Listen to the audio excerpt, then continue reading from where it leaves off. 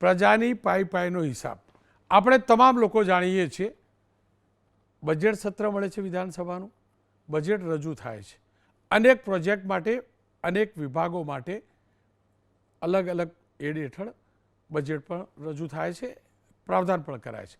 પણ સવાલ એ છે કે જે પ્રાવધાન છે એ પ્રકારે રૂપિયા વપરાયા છે, પૂરતા રૂપિયા વપરાય છે, રૂપિયા વપરાયાનો સદુપયોગ થયો છે કે નહીં, તો એનું ધ્યાન કોણ રાખે? તો એના માટેની જે કમિટીઓ હોય છે તેની રચના, તેના ચેરમેનો અને સભ્યોના નામ આજે જાહેર થયા છે। સંસદીય પ્રક્રિયાને વેગ આપવા માટે વિધાનસભાના અધ્યક્ષ શંકરભાઈ ચૌધરીએ નાણાકીય અને બિન નાણાકીય કામોની દેખરેખ અને સમીક્ષા માટે અલગ અલગ 19 કમિટીઓની સત્તાવાર જાહેરાત કરી છે।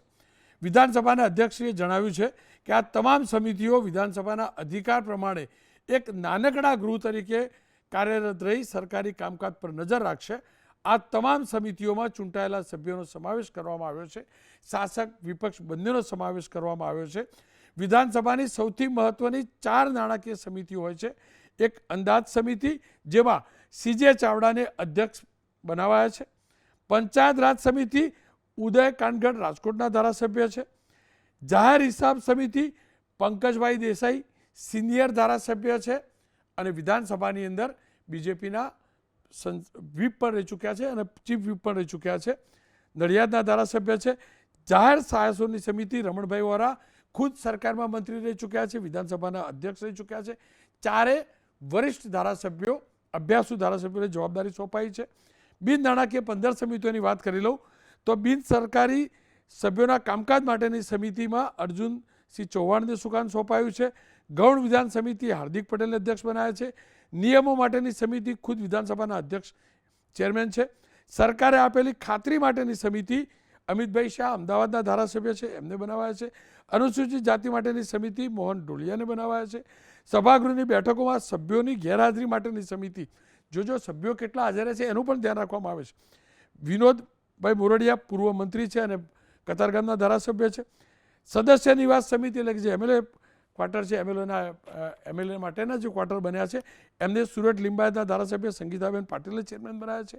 સભાગૃહ મોજ પર મૂકવા માટેના કાગળોની સમિતિ મેઘજીભાઈ ચાવડાને અધ્યક્ષ બનાવ્યા છે। અરજી સમિતિ એ વિધાનસભાના અધ્યક્ષ પાસે છે। વિશેષાધિકાર સમિતિ, કારણ કે ધારાસભ્યોનો વિશેષાધિકાર હોય છે, કેશુભાઈ પટેલ કચ્છના ધારાસભ્ય છે। સભ્યોના ભથ્થા અંગેના નિયમો માટેની સમિતિ મુકેશભાઈ પટેલ, ગ્રંથાલય સમિતિ વિધાનસભાના અધ્યક્ષ પોતાની પાસે છે। અનુસૂચિત જાતિઓના કલ્યાણ માટેની સમિતિ માલતીબેન મહેશ્વરી કચ્છના ધારાસભ્ય છે। સામાજિક અને શૈક્ષણિક રીતે પછાત વર્ગની સમિતિ અલ્પેશભાઈ ઠાકોરને ચેરમેન બનાવ્યા છે। કામકાજ સલાહકાર સમિતિ ખુદ વિધાનસભાના અધ્યક્ષ શંકરભાઈ ચૌધરી પાસે છે। જ્યારે ગૃહ મળવાનું હોય છે ત્યારે એજન્ડા નક્કી થાય છે, કયા કયા બિલ રજૂ થશે અને એના માટેની કમિટી હોય છે। સવાલ એ છે કે આ સમિતિઓ છે શું, સમિતિઓનું કાર્યક્ષેત્ર શું હોય છે? આ તમામ સમજવાને જાણવા માટે શંકરભાઈ ચૌધરી વિધાનસભાના અધ્યક્ષ છે, રાજેન્દ્રભાઈ ત્રિવેદી પૂર્વ અધ્યક્ષ છે ગુજરાત વિધાનસભાના, પૂજાભાઈ વર્ષ થોડેક સમય જોડાશે, જાહેર હિસાબ સમિતિના પૂર્વ ચેરમેન છે। શંકરભાઈ ચૌધરી સાથે મેં વાત કરી છે, પહેલાં એ જોઈ લઈએ। અધ્યક્ષશ્રી, આજે જે વિધાનસભાની અલગ અલગ સમિતિઓ જાહેર કરાઈ, મારે વિસ્તારથી જાણવું ને સમજવું હતું આ સમિતિઓનું કાર્યક્ષેત્ર શું હોય છે અને આ સમિતિઓથી નાગરિકોને શું ફાયદો થાય? રોનકભાઈ, આ એક મિની વિધાનસભા જેવું કામ આ કમિટી દ્વારા થતું હોય છે। પ્રજાના જે નાણાં છે, ખાસ કરીને વિધાનસભાએ જે રાજ્ય સરકારને નાણાં મંજૂર કરીને પ્રજાના કામો માટે જે વાપરવા માટે જે રાજ્ય સરકાર બજેટ આપે છે, તે બજેટનું દાખલા તરીકે પબ્લિક એકાઉન્ટ કમિટી છે તો એ એજી એના પેરા નક્કી કરે, એનું ઓડિટ કરે અને તે પછી જે અનિયમિતતાઓ લાગી હોય, બાકી જે ત્રુટિઓ હોય એ બધું વિધાનસભાને સોંપે। તો વિધાનસભા આટલું બધું કામ એકસાથે નથી જોઈ શકતી, રોજે રોજનું કામ, એટલા માટે અલગ અલગ કમિટીઓ બનાવે છે। જે રીતે પબ્લિક એકાઉન્ટ કમિટી છે તે જ પ્રમાણે પંચાયતી રાજ સમિતિ હોય, તે પ્રમાણે જાહેર સાહસો માટેની કમિટી હોય, આવી વિવિધ કમિટીઓ બનાવે છે। એટલે એક નાની વિધાનસભાનું કામ એ આ કમિટીઓ કરતી હોય છે, જેમાં શાસક પક્ષ પ્રતિપક્ષ બંનેના માન્ય ધારાસભ્યશ્રીઓ હોય છે અને જે પ્રમાણે વિધાનસભા કામ કરે છે તે જ પ્રમાણે તેના નાણાકીય હિસાબો, અનિયમિતતાઓ અને તે બધાનું અને સરકાર પ્રત્યેની સરકારની જે જવાબદેહી છે તે નિશ્ચિત કરવાનું કામ આ કમિટી દ્વારા થતું હોય છે। એટલે મોટાભાગે દર અઠવાડિયે અથવા તો 15 દિવસે આ પ્રમાણે જેટલું કામ હોય એ પ્રમાણે તેના જે ચેરમેન બનાવ્યા હોય ચેરમેન મિટિંગ જે બોલાવે છે અને બહુ લાંબો સમય સુધી એનું કામ ચાલે છે. જે રીતે વિધાનસભામાં બધા અધિકારીશ્રીઓ ત્યાં હાજર રહેવાનું હોય છે તે જ પ્રમાણે આ કમિટી જ્યારે બોલાવે છે ત્યારે પણ બધા બ્યુરોક્રેટ જે હોય તેમને હાજર રહેવાનું હોય છે. અને તે સિવાય પણ રાજ્યની અંદર તેની અંદર કોઈને જરૂર પડે તો વિધાનસભા કે સરકારી તંત્ર સિવાયના વ્યક્તિને પણ તેના પુરાવા તરીકે અથવા તો તેની અંદર જરૂર હોય તો તેને પણ તે બોલાવી અને હાજર રાખી શકે છે. એટલે આમ જોઈએ તો આ લોકશાહીની સંસદીય પ્રણાલીની અંદર આ કમિટીનું કાર્યક્ષેત્ર અને તેના અધિકારો ખૂબ મોટા છે અને એક અકાઉન્ટેબિલિટી જે છે એને તય કરવા માટેનું કામ પણ ખૂબ ગંભીરતાપૂર્વક આ કામ થાય છે. વિધાનસભામાં જ્યારે બજેટ રોનકભાઈ પાસ કરીને આપે ત્યારે સરકારે બજેટ બરાબર ક્યાં ક્યાં વાપર્યું છે તેનો જવાબ એમણે આપવાનો હોય છે અને તેમાં કંઈ ત્રુટિ હોય તો પણ વિધાનસભાને તેનો જવાબ આપવાનો હોય છે. તો વિધાનસભા વતી પબ્લિક એકાઉન્ટ કમિટી હોય છે અને તેનો પછી રિપોર્ટ જ્યારે વિધાનસભામાં આવે ત્યારે વિધાનસભા આખું એની ચર્ચા કરવાની રહેતી નથી, કેમ કે પબ્લિક એકાઉન્ટ કમિટીએ એની ચર્ચા અને નિર્ણય બંને તેનો કર્યો હોય છે, તેની ભલામણ હોય છે, વિધાનસભા સ્વીકારતી હોય છે. એટલે ખૂબ અગત્યનું કહેવાય તેવું આ કામ છે. દરેક ડિપાર્ટમેન્ટને બોલાવી શકાય અને દરેક ડિપાર્ટમેન્ટે કરેલું કામ તેની પ્રજાવતી જવાબદેહી કોઈ જગ્યાએ હોય તો આ કમિટીના માધ્યમથી વિધાનસભાને હોય છે. અધ્યક્ષશ્રી, આ કમિટી ચોક્કસથી ઓડિટ કરતી હશે, જે પણ બજેટ યોગ્ય રીતે વપરાયું ન વપરાયું, ક્યાં ક્ષતિ રહી ગઈ, કયા પ્રોજેક્ટ અધૂરા રહી ગયા, કયા હેડ હેઠળ રૂપિયા વપરાવા જોતા ન વપરાયા, બધું કરતી હશે. પણ એક્ટ કરી શકે ખરી કે ખાલી રિપોર્ટ બનાવીને સબમિટ કરી શકે? નહીં રોનકભાઈ, આ ઓડિટ કરવાનું કામ એમનું નથી હોતું. ઓડિટ કરવાનું કામ છે એ એજી કરતું હોય છે, એજીની આખી ટીમ કરતી હોય છે. એના માટેનું અલગ એક સ્વાયત્ત આખું વ્યવસ્થા બનેલી છે સંવિધાનમાં. તો એ સંસ્થા કરતી હોય છે, જે એજીનો રિપોર્ટ આપણે કહેતા હોય છે. પરંતુ એજીના રિપોર્ટના જે પેરા છે તેના ઉપર એક્શન લેવાનું કામ એ આ કરતી હોય છે અને જે ભલામણ કરે એના માટે આખું તંત્ર બાધ્ય હોય છે. એમાં માત્ર અધિકારીઓ જ નહીં, સરકારો પણ એના માટે, સરકારોની પણ એટલે કે એની અંદર મંત્રીમંડળ હોય કે જેમને પણ નાણાંનો જેનો વહીવટ થયો હોય અને એમાં જો સરકારના જેના માટે જે હેડ માટે જે કામ માટે વાપરવાના હોય તેની અંદર કોઈ ત્રુટિ રહી ગયેલી હોય તો જવાબદેહી નક્કી કરવાનું પણ થતું હોય છે. એવા ઘણા બધા ભૂતકાળના નિર્ણયો છે અને અલગ અલગ ડિપાર્ટમેન્ટોની અંદર એમણે જે ભલામણો કરી હોય એ તાત્કાલિક સ્વીકારવાની હોય છે અને તેના એક્શનો પણ ઘણા બધા લેવાતા હોય છે. એટલું જ નહીં, ગયા વખતની પબ્લિક એકાઉન્ટ કમિટીની અંદર હું અનેક એવા નિર્ણયો તેમણે કરીને રાજ્ય સરકારને આપ્યા કે આ બાબતમાં તમારે આ નિર્ણય આ પ્રમાણે કરવો પડે. તો ઘણા બધા પરિપત્રો તાત્કાલિક ઇમિડિયેટ કરતા હોય છે ને ચૂંટાયેલા પ્રતિનિધિઓ એ પ્રજાના પ્રતિનિધિઓ હોય છે અને તેમનો જે પ્રજાનો જે અવાજ હોય છે તે આ કમિટીઓના માધ્યમથી તેનું અમલીકરણ કરાવવાનું પણ થતું હોય છે. પણ અધ્યક્ષ, એવું નથી કે ખાલી ઓડિટ કરવાનું, ઓડિટ એને એક્શન લેવાનું કામ પણ રોનકભાઈ આ કમિટીઓ કરતી હોય છે. અધ્યક્ષ, એને અધિકાર છે. ચૂંટાયેલા પ્રતિનિધિઓની તો આપણે વાત કરી, એટલે કે ધારાસભ્યો, મંત્રીમંડળના સભ્યો, પણ શું જે તે વિભાગના અધિકારીઓ એમને કોઈ ક્ષતિ કરી હોય કે ગેરરીતિ કરી હોય તો આ કમિટી ભલામણ કરી શકે ખરી? અને જો ભલામણ કરતી હોય તો એના ઉપર એક્ટ થાય છે, એક્શન લેવાય ખરા? હા રોનકભાઈ, મેં કહ્યું ને, અધિકારીઓથી કરીને બધા લોકો, મેં શેખ પદાધિકારી સુધી કહ્યું. અધિકારીઓ તો આવે પહેલાં જ, કેમ કે એનું ઇમ્પ્લિમેન્ટેશન કરવાનું કામ પહેલું અધિકારીઓનું હોય છે. એટલે અધિકારીઓએ જો કામની અંદર અનિયમિતતા કે ગેરરીતિ કે એવું કોઈ પણ જગ્યાએ દેખાય તો તેના ઉપર એક્શન લેવાનો અધિકાર પણ કમિટીને છે, એ કરી શકે છે. અને કામ કરવાની કાર્યપદ્ધતિની અંદર કંઈ ત્રુટિ હોય તો પણ, અને નાણાકીય અનિયમિતતા કે ગેરરીતિ કે આવું કોઈ હોય તો તેના ઉપર બહુ શિક્ષાત્મક કાર્યવાહી કરવાનો પણ નિર્ણયો અનેક વખત થયા છે. અને આ લોકશાહીની સંસદીય પ્રણાલી જે છે એની અંદર નાણાં ફાળવવાનું કામ વિધાનસભા કરે છે તો તેની પાસે એને યોગ્ય વપરાયા કે કેમ તેને ચેક કરવાનું કામ પણ આ કમિટીઓના માધ્યમથી થાય છે. અને બધી કમિટીઓના અલગ અલગ, દાખલા તરીકે જાહેર સાહસો માટેની કમિટીઓ છે તો ભલે કેટલાક જાહેર સાહસોની સીધી ચર્ચા વિધાનસભામાં નથી થઈ શકતી, પરંતુ જાહેર સાહસો માટેની કમિટી છે તે તો તેની પાસેથી હિસાબ માગી શકે છે ને તેના રિપોર્ટો તેમની પાસે આપવા પડતા હોય છે અને તેને જે અલગ અલગ સાહસોને બોલાવીને પણ તેમની સામે તેના હિસાબો ચેક કરે છે. તેમાં એક્શન પણ અનેક વખત લેવાયા છે. એટલે આ એક ખૂબ અગત્યની કહેવાય પ્રજા વતી માન્ય ધારાસભ્યશ્રીઓ. વિધાનસભા ચાલતી હોય તો નિશ્ચિત કરેલા દિવસોએ ચાલતી હોય, પરંતુ આ તો સાતત્યપૂર્ણ ચાલતું હોય છે. દર અઠવાડિયાની મિટિંગો થતી હોય છે અને 7-7, 8-8 કલાક સુધી બેસીને એની તપાસો કરતા હોય છે. અને દરેક ડિપાર્ટમેન્ટને ત્યાં લગત ડિપાર્ટમેન્ટને બોલાવીને તેને સામે તેનું કામ તેને જોવાનું અને ફરજિયાત સંવિધાનિક રીતે જે ડિપાર્ટમેન્ટને બોલાવે એમને ત્યાં હાજર રહેવાનું હોય છે. સૌથી પહેલી પ્રાયોરિટી એમના માટે આ રહેતી હોય છે રોજિંદા કામની અંદર. પ્રજાના પૈસાનું યોગ્ય રીતે ઉપયોગ થાય તે જરૂરી છે. તેનું ઓડિટ પણ જરૂરી છે અને ન થતું હોય કે ક્ષતિ હોય તો એક્ટ પણ જરૂરી છે. રાજેન્દ્રભાઈ ત્રિવેદી મારી સાથે જોડાયા છે. ત્રિવેદી સાહેબ, આપ તો સરકારમાં મંત્રી પણ રહી ચૂક્યા છો, ખુદ એડવોકેટ પણ છો, વિધાનસભાના અધ્યક્ષ પણ રહી ચૂક્યા છો. જો અધ્યક્ષશ્રી સાથે વાત કરવાની મારી મર્યાદા હતી, એક પ્રોટોકોલ પણ હતો એટલે હું ખુલીને ન પૂછી શક્યો, જાણી પણ ન શક્યો. પણ મારે ખરેખર જાણવું છે, ધારાસભ્યો જે ચેર કરે છે અને ધારાસભ્યો જેના સભ્ય છે એ કમિટી જે પણ રિપોર્ટ આપે છે તેને અધિકારીઓ કેટલા ગંભીરતાથી લે છે, કેટલી ગંભીરતાથી લે છે?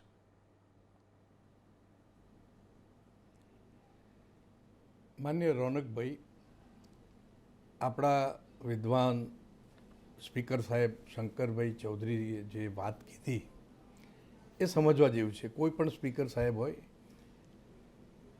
જવાબદારી આખી જે છે ને, વિધાનસભા ગૃહ પોતે નાના નાના કામમાં ધ્યાન આપી શકતું નથી હોતું, એવો સમય નથી હોતો.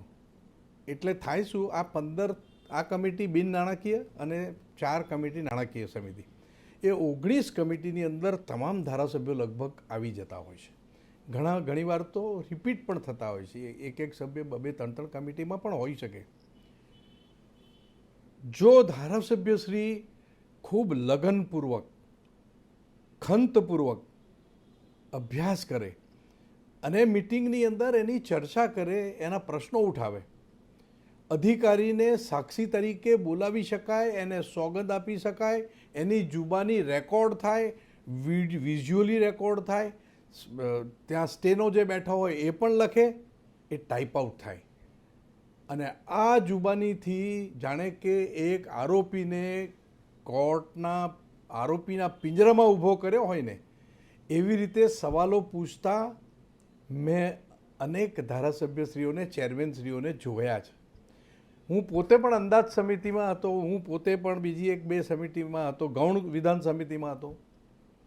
હવે ગૌણ વિધાન સમિતિ એટલે શું? એ બિન નાણાકીય સમિતિ ગણાય.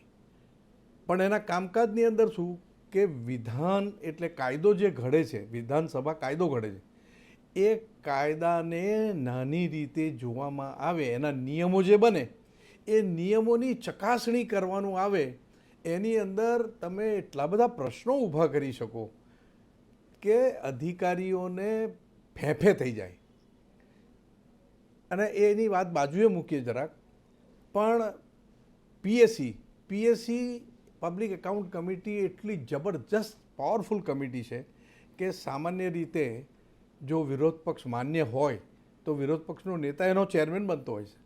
આ વખતે એમનું કમનસીબ છે કે કોંગ્રેસ પક્ષ કે કોઈ પણ ત્યાં વિધાનસભાના પૂરતા સભ્ય સંખ્યા નહીં હોવાના કારણે એમનો ચેરમેન નથી.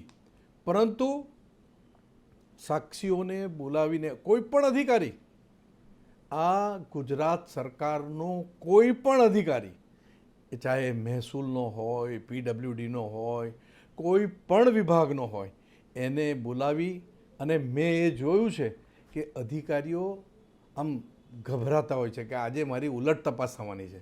અને જેટલો સારો અભ્યાસ આ તમામ સભ્યોએ કર્યો હોય, જાતના ભાતના પ્રશ્નો પૂછી શકાય. એનું કારણ છે કે સરકારના તમામ વહીવટને, નાણાકીય શિસ્તને કોમ્પ્ટ્રોલર જનરલ અને ઓડિટર જનરલ એને ચકાસણી કરીને એના ઓડિટ પેરા બનાવતા હોય છે. અને આ એક ઓડિટ પેરાનો જો અભ્યાસ કરીને ધારાસભ્યો જો દરેક સમિતિની અંદર પોતાનું પૂર્ણ યોગદાન આપે, ખૂબ ખંતથી એની અંદર ભાગ લે, તો હું માનું છું કે આખા વહીવટ પર ખૂબ સારી અસર થશે. અધિકારીઓ ઉપર એક મોટી પકડ આવશે અને અધિકારીઓને પણ ખ્યાલ આવશે કે કયા ધારાસભ્ય ખૂબ અભ્યાસ કરીને આવે છે. એટલે અભ્યાસ દરેક ધારાસભ્યને હું વિનંતી કરું છું કે મારા જોવામાં એવું આવેલું છે કે અનેક કમિટીના ધારાસભ્યો જે તે વખતે પૂર્ણ પ્રયત્ન કરતા નથી હોતા, પૂર્ણ અભ્યાસ નથી કરતા હોતા, સમજવાની કોશિશ નથી કરતા હોતા. મારી વિનંતી છે, કોઈ પણ પક્ષના ધારાસભ્ય હોય એણે ખૂબ મહેનત કરવી જોઈએ, જાણકારી મેળવવી જોઈએ અને સાક્ષીઓને પ્રશ્નાર્થ કરવા જોઈએ અને એમાંથી આખું છણાઈને જે આવે છે અને એ રિપોર્ટ જે તૈયાર થાય એમાં અધિકારીની વિરુદ્ધ પગલાં પણ લેવાઈ શકાય છે એવો રિપોર્ટ મોકલવામાં આવે તો સરકાર ચોક્કસપણે એને ધ્યાનમાં લેવા માટે બંધાયેલી છે. ત્રિવેદી બહુ જ સાહેબ, મહત્વની છે આખી સમિતિ, કારણ કે વિધાનસભા જી સર, જી. વિધાનસભાનું જ કામ આ બધી કમિટીઓ કરતી હોય છે. જી પ્લીઝ. ત્રિવેદી સાહેબ, આપે જે વાત કરી ધારાસભ્યોની, હું આ યાદી જોતો હતો, 4-6 નામ નવા છે. એ સિવાયના તમામ અનુભવી ધારાસભ્યો છે, કેટલાક પૂર્વ મંત્રી પણ છે. પંકજભાઈ તો વર્ષોથી વિધાનસભા મેં પહેલી વાર જોયેલા, પંકજભાઈ દંડક જોયેલા, બરાબર, એવા અનેક લોકો છે. માન્ય રમણભાઈ વોરા, રમણભાઈ વોરા તો મેં નામ વાંચ્યું. રમણભાઈ વોરા તો ચોપડી વાંચતા શીખ્યા એ વખતે અંદર, ડોક્ટર સીજી ચાવડા, અને રમણભાઈ વોરા તો નામ જોતા હતા ચોપડીમાં નેતા તરીકે, એ વખતે રમણભાઈનું નામ આવતું હતું. પણ મારી સ્કૂલની અંદર એ ઉદ્ઘાટન કરવા આવતા મેં જોયેલા છે. પણ મારે એ જાણવું છે, વિપક્ષના પણ ધારાસભ્યો, શાસકના ચેરમેન ગમે તે હોય, સભ્યો અલગ અલગ પક્ષના પણ હોય છે, મનમેળ થાય છે ખરો કે પછી બંને શાસક વિપક્ષના બંને છે એટલે પેલા અધિકારી જે હોય એનો લાભ લઈ જતા હોય? ના, વિપક્ષના ધારાસભ્ય હોય કે સત્તા પક્ષના ધારાસભ્ય હોય, એ મેં જોયું છે કે જ્યારે અધિકારીઓને બોલાવવામાં આવે છે ત્યારે એના જે ઓડિટ પેરાના ખુલાસા લેવામાં આવે છે અથવા તેને તપાસવામાં આવે અથવા પુરાવા મંગાવવામાં આવે, એ વખતે તમામ ધારાસભ્યો જે હાજર હોય છે એ ખૂબ અંગત રસ લઈને જ્યારે પ્રશ્નો પૂછે છે ત્યારે પક્ષ કે વિપક્ષ ત્યાં નથી હોતો. ત્યાં આગળ વહીવટ ઉપરની પકડ કરવા માટે, વહીવટની ભૂલ પકડવા માટે, વહીવટને સુધારવા માટેની જે જવાબદારી છે એ તમામ ધારાસભ્યોની, તમામ કમિટીના સભ્યોની છે અને એની ખૂબ મોટી અસર હોય છે એવું જોવામાં આવેલું છે. ત્રિવેદી સાહેબ, આપનો ખૂબ ખૂબ આભાર. ખેર, પૂજાભાઈ વંશ મારી સાથે જોડાયા છે, એ પણ કમિટીના ચેરમેન રહી ચૂક્યા છે, મહત્વપૂર્ણ કમિટીના. પૂજાભાઈ, આજે વિધાનસભાની કમિટીઓની જાહેરાતથી આપ સમિતિમાં રહી ચૂક્યા છો. મારે એ જ જાણવું ને સમજવું, નિષ્કર્ષ ઉપર આવું છે, આ કમિટીઓના અહેવાલને સરકાર કેવી રીતે એક્ટ કરે છે, કેટલા ગંભીરતાથી લેવામાં આવે છે?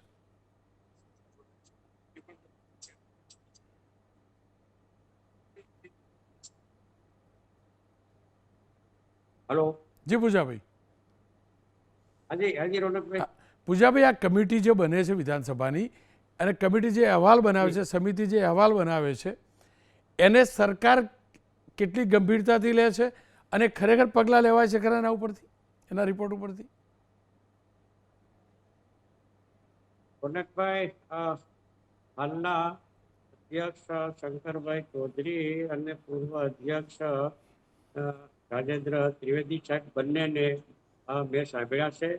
બંનેને મારા નમસ્કાર. બંને સ્પીકરશ્રીઓએ જે વાત મૂકી છે એ યથાયોગ્ય અને સંપૂર્ણ એમની સાથે હું સહમત છું. જે વાસ્તવિકતા અને જે અધિકારો છે એની એમણે વાત કરી છે. તમે જે વાત કરી છે કે જાહેર હિસાબ સમિતિ જે અહેવાલ તૈયાર કરે છે એ અહેવાલની સરકાર ગંભીરતાથી લે છે કે નથી લેતી, આ જે છે. રોનકભાઈ, મારો અનુભવ એ છે પીએચસીના ચેરમેન તરીકે કે ત્રિવેદી સાહેબે જે કીધું એ પ્રમાણે કે ધારાસભ્યો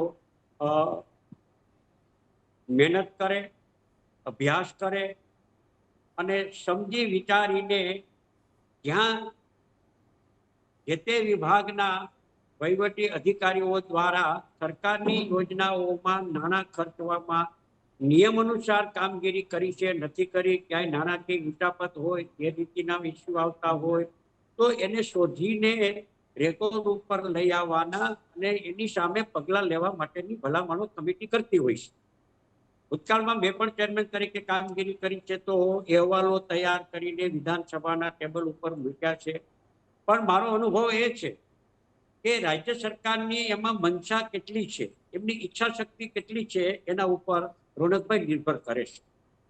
બધા ભલામણો જે કમિટીની ભલામણો થાય છે એ નીતિ વિષયક ને પોલિસી બાબતની હોય છે. એમાં શંકરભાઈ ચૌધરીએ કીધું એ પ્રમાણે તાત્કાલિક અસરથી પરિપત્રો કરવામાં આવે છે, એના નોર્મ્સ નક્કી કરીને પરિપત્રો દ્વારા તાત્કાલિક અસરથી કામગીરી કરવામાં આવે છે.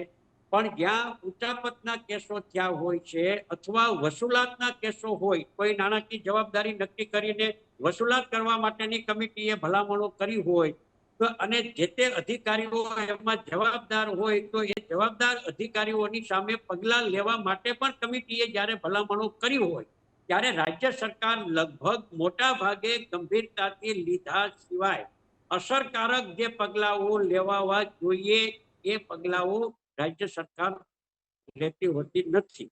આ સંભવ છે જે તે વિભાગ સંભાળતા હોય અને એ વિભાગના મંત્રીશ્રીઓ ની ઈચ્છા શક્તિ હોય કે નહીં ખરેખર વાસ્તવિકતા છે અને જે કમિટીએ ભલામણ કરી છે, કમિટીએ જે ભલામણ કરી છે એ તો બંને પક્ષના સભ્યો એમાં જોડાયેલા હોય છે અને એ સર્વાનુમતે હોય છે. ત્યાં કોઈ અહીંયા પક્ષાપક્ષી હોતી નથી અને જે ભલામણો થાય છે એ સર્વાનુમતે થતી હોય છે. ત્યારે સરકારે એને ગંભીરતાથી લેવી જોઈએ, પણ લગભગ પગલાં લેવામાં અને અધિકારીઓની જવાબદારી નક્કી કરીને એક કાયદા દાખલા રૂપ પગલાં લેવામાં આવે એવા કિસ્સાઓ બહુ જોજ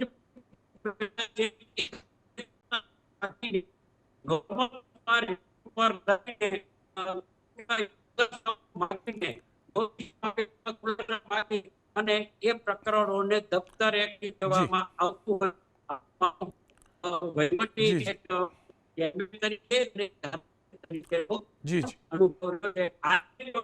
જી વિધાનસભામાં બે ચેરમેન તરીકે સભામાં વિકાસ છે અને જે ભલામણો કરી છે, પગલાં લેવા માટેની જે વાત કરી છે, મારી અગાઉના ચેરમેનો ગોહિલ હતા એમના દ્વારા કે જે ભલામણો કરવામાં આવી છે એ બધી પૂજાભાઈ આપનો આભાર. ને એટલે હું અટકું છું કારણ કે ટેકનિકલ ક્ષેત્રે આવી છે, આપ સાથેનો ઇન્ટરનેટથી સંપર્ક તૂટી ચૂક્યો છે.